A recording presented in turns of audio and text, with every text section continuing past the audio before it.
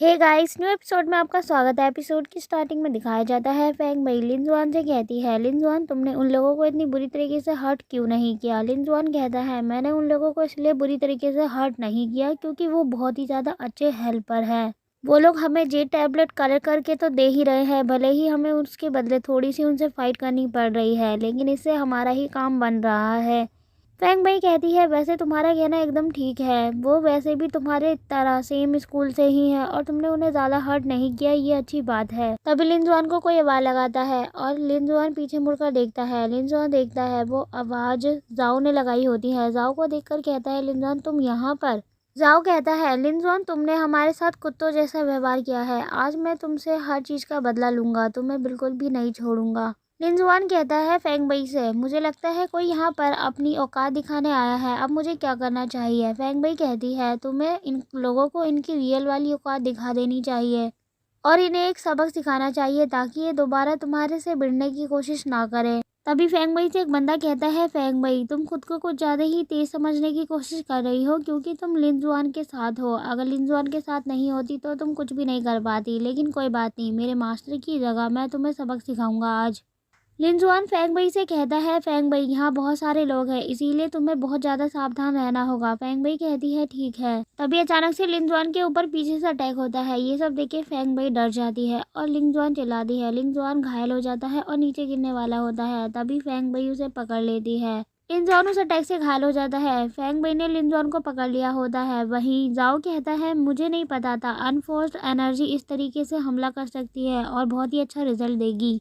लिनजुआन कहता है, जाओ तुम ऐसे अटैक नहीं कर सकते, तुमने मेरे ऊपर पीछे से हमला किया है। जाओ कहता है, मेरे को तो बस तुम्हें हराना था, मेरे को कोई फर्क नहीं पड़ता कि मैंने कौन सा मेथड यूज़ किया तुम्हें हराने के लिए, और वैसे भी मैंने तुम्हारी कल्टीवेशन बेस को सील कर दिया है, अब तुम अपने माना का भी यूज़ नहीं कर सकते। और वो बाकी के लोगों से कहता है, अभी लिनजुआन बहुत ज़्यादा वीक है, हमें इस अपॉर्चुनिटी का फ़ायदा उठाना चाहिए और इन लोगों के ऊपर अटैक करना चाहिए। उसकी बात सुनते ही सभी लोग एक साथ मिलकर उन दोनों पर हमला करने के लिए आगे बढ़ते हैं और हमला करने लग जाते हैं। ये सब देखकर फेंग बई बोलती है, तुम सब इस अपॉर्चुनिटी का फ़ायदा उठा रहे हो, मैं तुम लोगों को नहीं छोड़ूंगी। ये कहते हुए वो अपनी पावर का यूज़ करती है और उन लोगों के ऊपर अटैक करने लग जाती है और अपनी फुल पावर का यूज़ करते हुए खुद को और लिनजुआन को प्रोटेक्ट करने की कोशिश कर रही होती है। उनको रोकने के बाद वो लिनजुआन को देखती है और वो कहती है, ब्रदर लिनजुआन क्या तुम ठीक हो। लिनजुआन की हालत बहुत ही ज़्यादा बेकार होती है और वो लिनजुआन को उठाने की कोशिश कर रही होती है। पीछे से जाओ उससे कहता है, तुम्हें दूसरों की चिंता करने से पहले अपनी खुद की सिचुएशन पर ध्यान देना चाहिए और खुद की सिचुएशन को देखना चाहिए। फेंग बई खुद से कहती है, मुझे लिनजुआन को बचाने के लिए एक बैरियर बनाना होगा, लेकिन मेरे पास टाइम नहीं है कि मैं और एनर्जी को इकट्ठा करूं। और इतना कहते ही वो एक बैरियर बनाने लग जाती है अपनी पावर का यूज़ करते हुए और बैरियर की मदद से उन लोगों के अटैक को रोक रही होती है। अब काफ़ी टाइम तक वो रोकने में तो कामयाब हो जाती है और वो अब थक भी चुकी होती है। वो कहती है, अब ज़्यादा देर तक मैं नहीं रोक पाऊंगी। और जैसे ही वो बोलती है उसका बैरियर कमज़ोर होने लग जाता है और बैरियर टूट जाता है। फेंग बई घायल होकर नीचे गिर जाती है। फेंग बई की हालत बहुत ज़्यादा बेकार होती है। जाओ फेंग बई के पास आता है और वो कहता है, तुम तो इतनी जल्दी हार गई, मुझे लगा था कि तुम बहुत ज़्यादा स्ट्रांग हो, लेकिन हमने भी अपनी बहुत ज़्यादा अच्छी कोशिश की थी तुम्हें हराने के लिए, तभी तो तुम इस वक्त ज़मीन पर पड़ी हो। चलो वैसे भी मेरे को तो काफ़ी ज़्यादा अच्छा महसूस होगा, मैं तुमसे ये बड़ा वाला बैग हासिल करूँगा जिसके अंदर बहुत सारी जेड टैबलेट्स हैं। लेकिन तभी अचानक से जाओ के ऊपर हमला होता है और जाओ के ऊपर हमला लिनजुआन ने किया होता है। वो अपनी किक से जाओ को दूर फेंकते हुए कहता है, मैं भी एक इंसान हूँ, जैसा कि बाकी इंसानों को अच्छा नहीं लगता जब उनकी चीज़ों को कोई छूता है, तो मुझे भी बिल्कुल भी अच्छा नहीं लगता। मुझे लगता है कि अगर कोई इंसान मेरी चीज़ को छुएगा तो वो गंदा कर देगा। जाओ नीचे गिर जाता है, उसके दो साथी उसे बचाने के लिए आते हैं। जाओ कहता है, आखिर तुम इतनी जल्दी उठ कैसे गए, मैंने तो तुम्हारे कल्टीवेशन बेस को सील कर दिया था, ये कैसे पॉसिबल है। लिनजुआन कहता है, तुम्हें क्या लगता है कि तुम मेरे कल्टीवेशन बेस को सील कर सकते हो, तुम्हारे अंदर इतनी एबिलिटी भी है। वो तो मैं तुम्हारे फॉर्मेशन के साथ कोऑपरेट कर रहा था, इसीलिए तुम ऐसा कर पाए, अगर मैं नहीं करता तो फिर तुम कुछ भी नहीं कर पाते। तभी सब लोग मिलकर कहते हैं, देखो ज़रा लिनजुआन हमें नीचे दिखाने की कोशिश कर रहा है, चलो हम सब मिलकर इसके ऊपर हमला करते हैं। और इतना कहते ही वो सब मिलकर लिनजुआन के ऊपर हमला करने के लिए आगे बढ़ते हैं, लेकिन तभी अचानक से उनके सामने से लिनजुआन गायब हो जाता है और ऊपर की ओर उछलकर लिनजुआन अपनी पावर का यूज़ करने लग जाता है और उन सभी के ऊपर हमला करने लग जाता है। हमले में सबसे ज़्यादा घायल जाओ फेंग हो जाता है और वो ज़मीन पे पड़ा हुआ होता है। लिनजुआन ने अपने पैर को उसके चेस्ट के ऊपर रखा होता है और वो कहता है मैंने तो तुम लोगों को ऐसे ही छोड़ दिया था। मैं सोच रहा था कि तुम लोग सुधर जाओगे, लेकिन तुम लोगों ने मिलकर मुझे और फेंग बई को ख़त्म करने की एक साथ मिलकर प्लानिंग की। अब जो तुम लोगों के साथ होने वाला है उसके लिए मुझे ब्लेम मत करना। जाओ को लिनजुआन के ऊपर बहुत ज़्यादा गुस्सा आ रहा होता है। वहीं जाओ का रेड टैबलेट लिनजुआन छीन लेता है और वो कहता है अब मेरी तरफ से बाय बाय। अब तुम यहाँ से जाओ और सारे एल्डर्स को मेरी और फेंग बई की तरफ से हेलो कहना। इसके बाद दिखाया जाता है फेंग बई बेहोश होती है। लिनजुआन उसे होश में लेकर आता है। वो अपनी आंखें खोलती है। लिनजुआन उसे होश में लाने के लिए बहुत अलग अलग तरीके अपना रहा होता है और जैसे ही फेंग बई होश में आती है वो लिनजुआन को एक थप्पड़ मारती है और उसके गाल पर वो थप्पड़ छप चुका होता है। लिनजुआन कहता है एक तो मैंने तुम्हें उठाने के लिए इतनी ज़्यादा मशक्क़त की और तुमने उठकर क्या किया, मेरे ऊपर थप्पड़ जड़ दिया और मैंने ही उन लोगों से तुम्हारी जान बचाई। तुम्हें मुझे थैंक यू कहना चाहिए, बल्कि तुम मुझे थप्पड़ मार रही हो। और वहीं फेंग बई बहुत सारे जेड टैबलेट को देख के खुश होती है और वो कहती है लिनजुआन तुम तो बहुत ज़्यादा ग्रेट हो, यहाँ पर 8000 जेड टैबलेट्स हैं। लिनजुआन कहता है हाँ ये तो अच्छी बात है, अब हम जल्द ही फर्स्ट या सेकंड रैंक पर आएंगे इस कंपटीशन के, क्योंकि ये कंपटीशन अब लगभग ख़त्म ही होने वाला है। फेंग बई कहती है लिनजुआन सच में तुम बहुत ज़्यादा अच्छे हो, तुम्हारी वजह से ही हम इतने अच्छे तरीके से इस कंपटीशन को कंप्लीट कर पाएंगे। लिनजुआन कहता है अरे तुम्हें ये कहने की कोई ज़रूरत नहीं, तुमने भी मेरी हेल्प की है जेड टैबलेट्स को कलेक्ट करने में। ये तो हमारे लिए ही अच्छी बात है कि हम दोनों ने बहुत अच्छा किया मिलकर। फेंग बई कहती है लिनजुआन क्या तुम्हें टेंशन नहीं, जब हम दोनों बाहर जाएंगे कंपटीशन कंप्लीट हो जाएगा तो बाकी के जो एल्डर होंगे वो हमसे नफरत करेंगे और शायद से अपना डिसाइपल भी ना बनाए। लिनजुआन कहता है मैं क्यों उन लोगों से डरूंगा, जबकि हमने ये कंपटीशन अपनी पूरी ईमानदारी से जीता होगा तो फिर हमें कोई चिंता करने की कोई ज़रूरत ही नहीं। क्योंकि वुडिंग इमॉर्टल सेक्ट में हाई रैंक वाले स्टूडेंट्स को ही चुना जाएगा और उन्हीं डिसाइपल को अपने रिसोर्स दिए जाएंगे यूज़ करने के लिए, तो इसीलिए मुझे इसकी कोई चिंता करने की कोई ज़रूरत नहीं। तभी फेंग बई कहती है ये अचानक से हम कहाँ टेलीपोर्ट हो रहे हैं। लिनजुआन कहता है लगता है ये कंपटीशन ख़त्म हो गया है, इसीलिए हम लोग यहाँ से बाहर जा रहे हैं। इसके बाद दिखाया जाता है बेल बज रही होती है और सेक्ट के लीडर अनाउंसमेंट करते हुए कहते हैं अब कंपटीशन ख़त्म हो चुका है, जितने भी डिसाइपल वापस आ चुके हैं वो सारे एक मैनर में खड़े हो जाए। सेक्ट की लीडर की वहाँ पर सारे डिसाइपल बात मान लेते हैं और लिनजुआन अपने आसपास देखते हुए कहता है लगता है काफ़ी सारे लोग एलिमिनेट नहीं हुए हैं। वहीं सेक्ट लीडर कहते हैं अब वक्त है रिजल्ट अनाउंसमेंट करने का। हम लोगों ने जितनी भी जेड टैबलेट्स थी जिन लोगों ने कलेक्ट की थी उन सबको काउंट कर लिया है और इस कंपटीशन के विजेता लिंगजुआन है। ये कहते ही वो लिंगजुआन का हाथ ऊपर करने लग जाते हैं और सभी लोग ये सब देख के काफ़ी ज़्यादा हैरान होते हैं और वो लोग कहते हैं ये कैसे हो सकता है, लिंगजुआन कैसे जीत सकता है। सेक्ट लीडर अनाउंसमेंट करते हुए कहते हैं लिंगजुआन को अब रिवॉर्ड के रूप में 100,000 स्पिरिट स्टोन दिए जाएंगे और इसके अलावा एक लो लेवल का मैजिक वेपन। लिनजुआन कहता है चलो रिवॉर्ड इतना ज़्यादा बुरा भी नहीं है, ठीक है मैं इसका यूज़ कर सकता हूँ। और वहीं फेंग बई आती है और वो लिनजुआन का हाथ पकड़ते हुए कहती है लिनजुआन तुम्हारी हेल्प के बिना मैं ये दिन कभी नहीं देख पाती। लिनजुआन कहता है अगर तुम्हें कुछ भी कहना है मुझसे तो प्लीज़ तुम थोड़ा सा दूर खड़ी हो जाओ।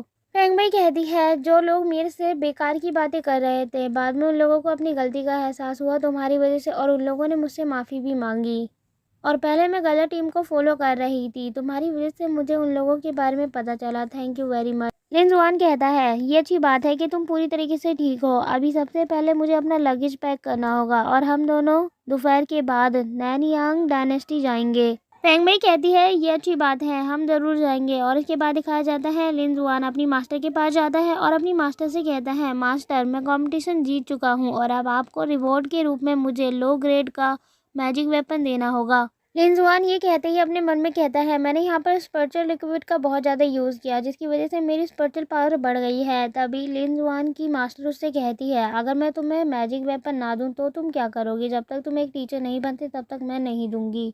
लिनजुआन कहता है मास्टर आपके पास तो बहुत सारे मैजिक वेपन होंगे, अगर आप मेरे को एक भी दे देंगी तो आपका क्या ही बिगड़ जाएगा, वैसे भी आप इतना तो कर ही सकती हैं। तभी लिनजुआन की मास्टर कहती है ठीक है और एक चुटकी बजाकर एक मैजिक वेपन को वहाँ पर ले आती है और वो कहती है इस मैजिक वेपन का तुम बहुत ज़्यादा लंबे समय तक यूज़ कर सकते हो, ये इतना ज़्यादा बुरा भी नहीं, तुम्हारे लिए यूज़ करने के लिए काफ़ी है।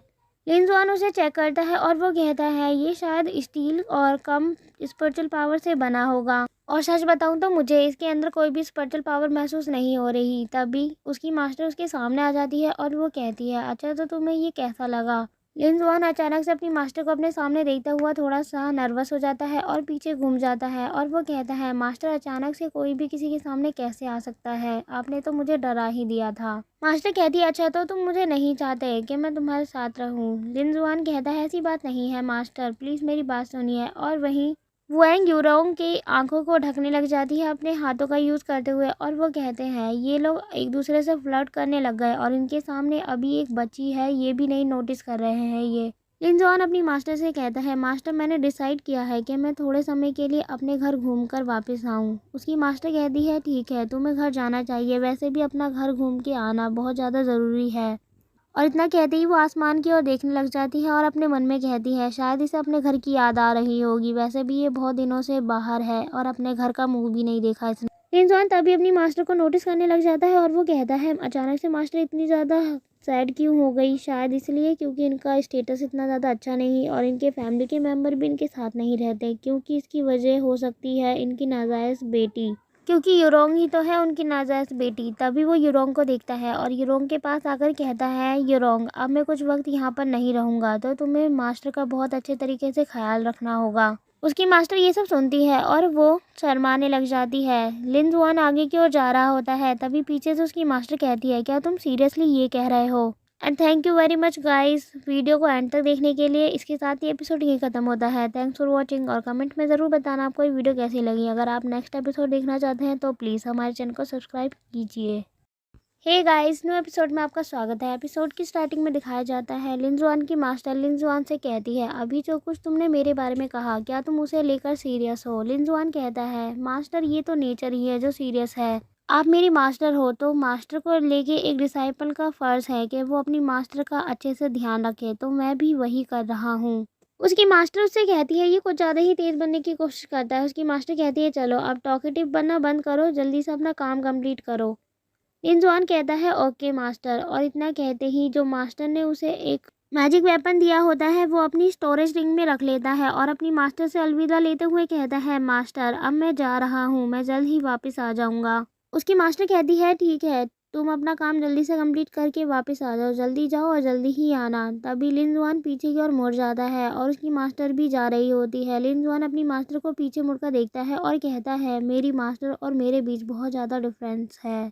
मास्टर भले ही स्ट्रॉन्ग ना हो लेकिन उनका फैमिली बैकग्राउंड बहुत अच्छा है और एक दिन मैं बहुत ज़्यादा मेहनत करके इस डिफरेंस को ख़त्म करके रहूँगा। इसके लिए मुझे बहुत ज़्यादा मेहनत करनी होगी। और वहीं वैंग मास्टर से कहती है, तुम तो बहुत ज़्यादा स्ट्रॉन्ग हो लेकिन तुम्हें ये ऑर्डिनरी इंसान पसंद आया। मास्टर जेसिका कहती है, ये मेरा डिसाइपल है और कुछ नहीं। तभी वैंग कहती है, ऐसा कैसे हो सकता है, तुमने इतना ज़्यादा अच्छा कीमती वेपन उसे दिया है, ज़रूर कुछ तो बात है, तुम ज़रूर उसे पसंद करती हो, वरना तुम उसे क्यों देती। तभी मास्टर कहती है, तुम बकवास करना बंद करो, जितना बोलना था तुम बोल चुकी। वैंग कहती है, मुझे तो लगता है कि अब तुम मेरे फादर से भी मुकाबला नहीं कर पाओगी क्योंकि तुमने अपना कीमती वेपन लिनजुआन को दे दिया। मास्टर कहती है, अच्छा तुम ऐसा लगता है, भले ही मेरे पास वेपन ना हो लेकिन मेरे पास मेरी खुद की ताकत है, उससे मैं तुम्हारे फादर को आसानी से हरा सकती हूँ और अब भी मुकाबला कर सकती हूँ। ये कहते हुए वो उसके फेस पर अपने हाथों को रोक रही होती है लेकिन वैंग उन्हें हिट करने की कोशिश करती है लेकिन वो कुछ नहीं कर पाती। और मास्टर उससे कहती है, अब तुम ये बकवास करना बंद करो और जाकर अपना काम करो, जो तुम्हारा काम छूटा हुआ है। और इसके बाद हमें नैनयान डायनेस्टी पिनचेन टाउन को दिखाया जाता है। वहाँ पर लिनजुआन और फेंगबई जा रहे होते हैं। लिनजुआन फेंगबई से कहता है, थैंक यू फेंगबई, तुमने मुझे न्यू क्लॉथ दिलवाई, ये बहुत ज़्यादा अच्छे हैं। फेंगबई कहती है, इसकी कोई ज़रूरत नहीं, तुम मेरे इतने अच्छे दोस्त हो और तुमने मेरी हेल्प भी की थी तो इतना तो मैं कर ही सकती हूँ। एक्चुअली मेरे पास पैसे तो नहीं थे लेकिन मैंने अपने फादर से लिए तो मेरे फादर ने दे दिए। लिनजुआन रोते हुए कहता है, फेंगबई तुम सच में बहुत ही ज़्यादा दयालु हो, थैंक यू। लिनजुआन को रोकते हुए फेंगबई कहती है, अरे तुम्हें थैंक यू करने की कोई ज़रूरत नहीं, तुम रोना बंद करो, तुम भी बहुत ज़्यादा अच्छे हो और मैंने इतना ज़्यादा मनी भी खर्च नहीं किया है, इसीलिए तुम्हें टेंशन करने की कोई ज़रूरत नहीं। इसके बाद हमें दिखाया जाता है यूरोंग ये सब देख रही होती है और वो देखते हुए कहती है, ये तो लिनजुआन है और वो एक लड़की के साथ है। जैसे ही मास्टर ये सुनती है वो कहती है, यूरोंग क्या हुआ। यूरोंग कहती है, मास्टर हमारा लिनजुआन वो एक लड़की के साथ है। और जैसे ही मास्टर ये सब सुनती है तो वो वहाँ से यूरोंग को हटाती है तेज़ से अपनी पावर का यूज़ करते हुए और पोर्टल के सामने खड़ी हो जाती है। रैन यूरोंग के पास आती है और वो कहती है कि मास्टर ने लिनजुआन के ब्रेसलेट में एक ऑब्जर्वेशन वाला डिवाइस इंस्टॉल कर दिया था जिसकी वजह से वो लिनजुआन के ऊपर नज़र रख सकती हैं। वहीं रोंग कहती है मास्टर को ये सब मेरे साथ नहीं करना चाहिए था, इतनी तेज़ उन्होंने मुझे ऊपर की ओर फेंका।